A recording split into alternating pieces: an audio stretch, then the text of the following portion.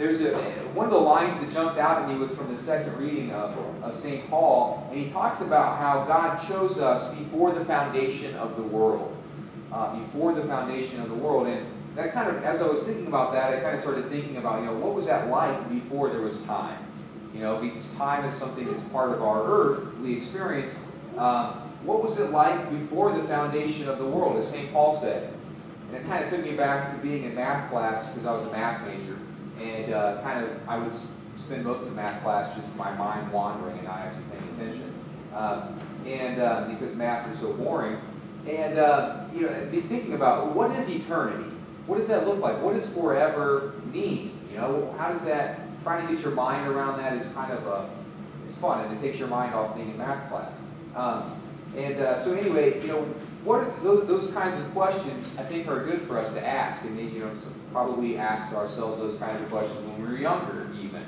And there's been something that happened about a week and a half ago in science that also kind of has got people asking those same questions. And I don't know if you heard or not, but they have this in Switzerland, they have this big atom smasher, they call it, where they underground science people, they smash these atoms together and they explode, and they study what happens, and they look for new particles and all this stuff.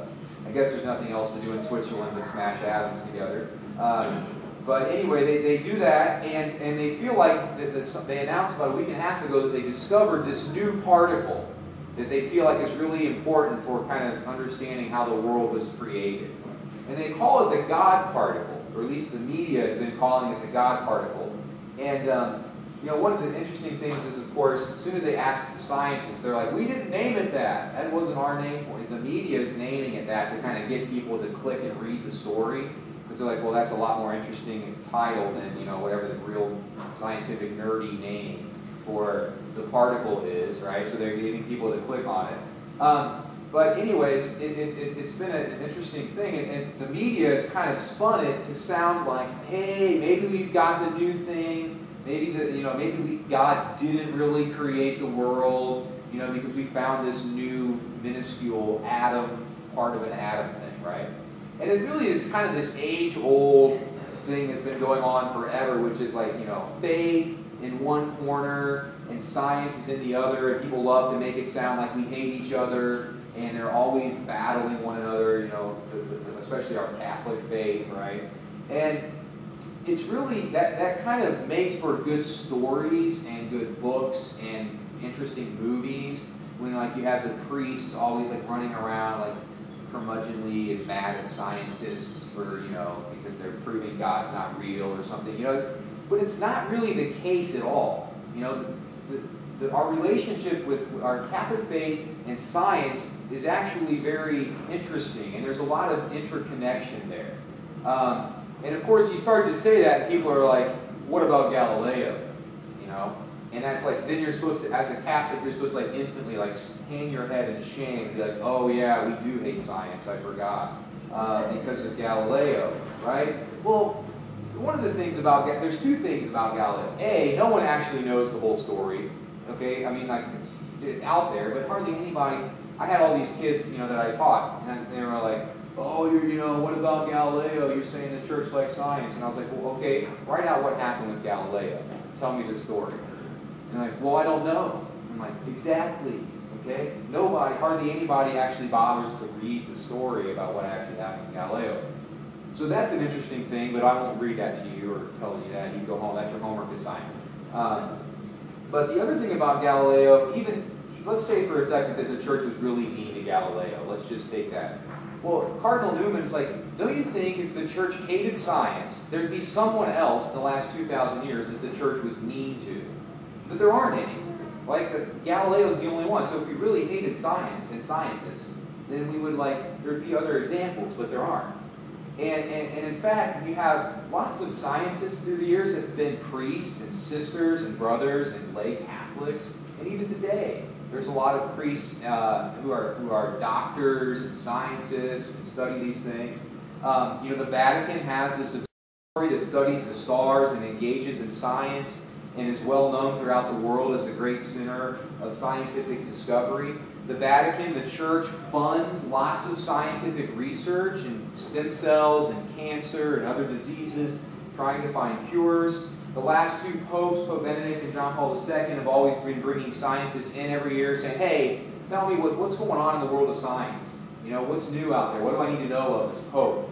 And this whole, in fact, Pope Benedict said, science, far from being our enemy, it's the adventure that God has left us. It's the adventure, this ability to kind of look around the world and study the things that God has given to us. That's an adventure. And that's something that God has given to us. And it's not something that we fear. It's something that we enjoy and participate in very fully. And so if we're not enemies with science, as Catholics, if we're not enemies with science, even though people love to say that, then how are science and faith related? If they're not in opposite corners, then how do they work together? And one of the important things about science is that science, studying our world, looking around our world, looking and doing all these sorts of things, should do one thing. It should get us thinking about God. It should get us, if we want to study the Big Bang Theory, it's going to start getting us to ask, who banged it? And what did they bang together? If we're looking at the studying the biology of the human person, we would start to ask ourselves, who made this? Who created this? I was thinking about, I went to the Grand Canyon for vacation a couple of weeks ago. Standing at the edge of the canyon, it doesn't prove that there's a God. Like, it doesn't, you can't say, well, here's an equation looking at the Grand Canyon, therefore there's God. But you have to start asking yourself the question when you're there, taking all this beauty in the world, well, who made it? Is this all just an accident? Is it just erosion? Is that the whole explanation? So science, if we do it right and we actually enter into that and look at our world and study our world, it should get us asking, where did it come from? Who made all of this? What's the point? Why are we here? It gets us asking more important questions. And that's why science is good. It gets us asking questions like, why this stuff that we see around us? Why not nothing? Why is there anything in the first place? All those kinds of questions. So the other thing, too, about science is that we have to understand that, we have all of reality here, as this big circle. Science, true scientists will tell you, science studies a part of that, but it can't answer every question that we have. I was thinking about when I started teaching high school the very first day. This kid came in and he was a senior, and he had it all figured out. And he said, he's kind of wanting to let me know that he wasn't going to like me. And he's like, hey, Father, I just want you to know that I don't believe in anything unless science can prove it. And he was kind of so we're not going to get along. And I'm like, oh, okay. I was like, I have just a quick question though for you. I was like, do you love anyone? And yeah. And I said, well, can you prove that with science? No. Okay, well, so then maybe I have something to say. Maybe you being here will be helpful for you. Science doesn't prove everything, and that's not us being haha, science is stupid. We're just saying that there are things beyond science that science can't, and that's where our faith comes in. That's where our religious faith, our Catholic faith has things to say about love and God and eternity and the things that we can't study with science. And so I think it's a real important relationship. So, again, looking at the second reading, St. Paul is like, hey, God chose us before the foundation of the world. He knew all of you. He knew me, and He knew He was creating me, and He loved me before He created anything, before there was time. And that should really get us thinking about things. And that scientific discovery, the God particle, that should get us thinking about, who made time? Who made the God particle?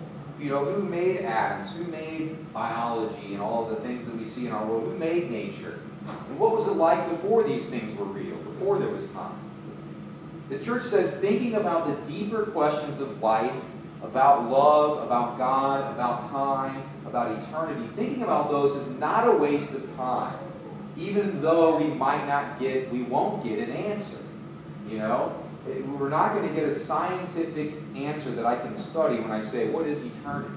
But it's still good for me to ask that question.